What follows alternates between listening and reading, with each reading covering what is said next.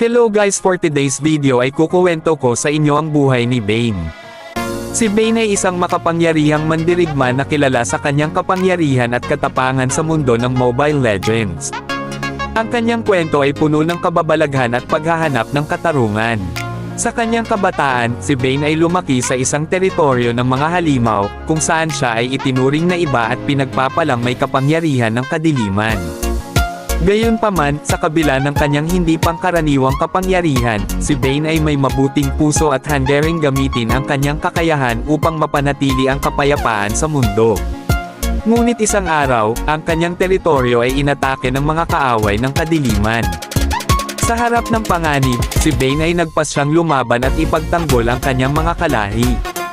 Gamit ang kanyang kapangyarihan at tapang, siya ay nagtagumpay sa pagtatanggol sa kanyang teritoryo, ngunit sa isang di inaasahang pangyayari, siya ay naparito sa mundo.